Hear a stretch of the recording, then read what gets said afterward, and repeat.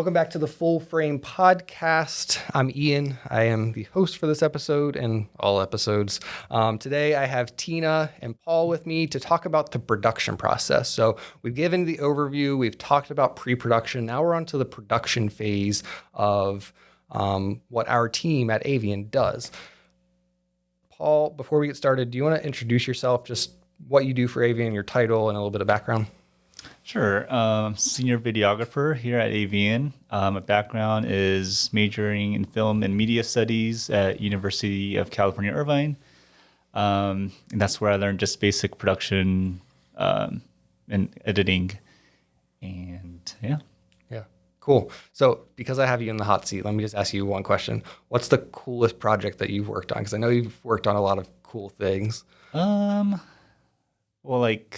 My passion is narrative storytelling, but I've made more like short documentaries in the past. So the travel was cool, but I guess I would have to resort to my passion. And so the coolest thing was a short film I made, 20 minutes. Okay. Yeah. Is that available anywhere, or is it? It is. Okay. But as with older work, you're always kind of hesitant to. Yeah. But I mean, I'm proud of it for at that time that I made it. That definitely makes sense. I mean, let's not blame the work. We can blame technology, right? So cameras have come a long way in a very short amount of time, and all the gear really for that matter. All right, so let's get into today's topic, production. So we have this customer, we go through the pre-production process, we figure out the script and the message and do all that tailoring that you guys as a team do. What's next? What's that day look like for, say, Paul or say one of the other team members on set? Yeah, so as we talked about, we want to make things as easy as possible for our customers. And filming day takes a lot of scheduling and pre-work, as we've talked about as well. I know I'm the neurotic planner, so Paul can probably attest to. I always want to get there way earlier than anybody else, and then I rely on my creative team to really decide this is the best background, this is the best lighting, and really, I'll let Paul talk about that because that's his area of expertise as well. Yeah, I mean, we do always try to keep the sun in mind and try to have our speakers in front of the sun, or the sun, they're being backlit by the sun. Right. So they're not being shown on by the sun. And we just basic setups. Sometimes we'll need a slider. Sometimes we'll need a gimbal. Tripod's always a given. I think Tina has the hardest job in terms of planning the beginnings, right. Logistic, and just coordinating with all the people involved. And we're just ready to shoot. So I guess one question I have is, at this point of the process, how familiar are you with the content? So you get to set and I assume you probably already have looked over the content, looked over the script as to what you're shooting.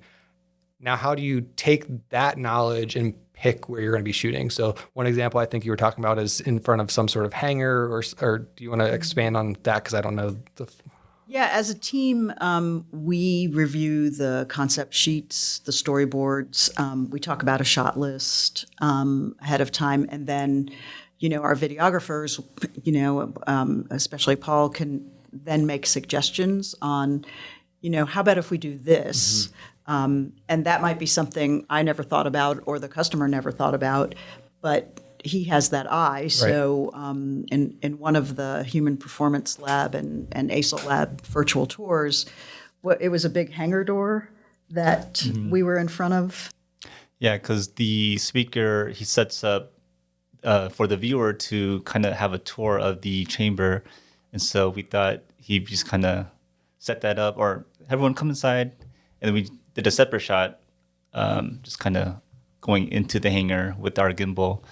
That would lead right into his narration voiceover. And so the timing of that was a little bit tricky, but it worked on the third try or something. Yeah. Right. So in the Third time's a video, charm. it looks like he's inviting everyone into Right. the chamber, which looked really cool. So is that the chamber that has like, so I don't know if you can see this on camera, that this like kind of foam, but much larger, that's that. What I'll do is link to that video. So if you're listening or watching to this, you can see what we're a talking super about. cool video, It's a very yeah. cool shot. Kudos to you for seeing. And, Yeah, and, everyone's jealous that you got to see that. Because it's a cool chamber. very cool.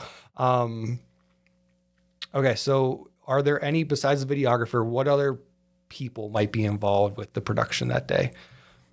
Is there anybody else? So yeah, it depends on the size of the filming. So we do a lot of welcome messages for change of commands, which is becoming a very popular and well used feature. Yeah. Especially as people are still doing a hybrid work environment. And so that's typically the new commander will speak. So we either have him or her inside or outside, depending on what they prefer.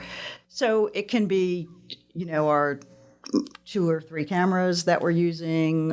We mic up the person typically for the best sound. So that's another person on set. I'm on set to make sure things go according to schedule.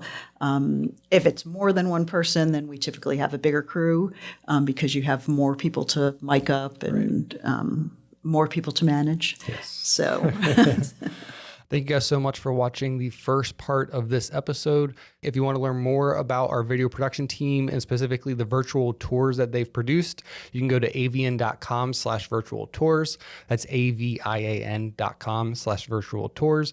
You can learn about all of the services that they provide and see some of the videos that they've produced in the past as well. Thank you again for listening to this podcast. Tune in next week for the next part of this episode.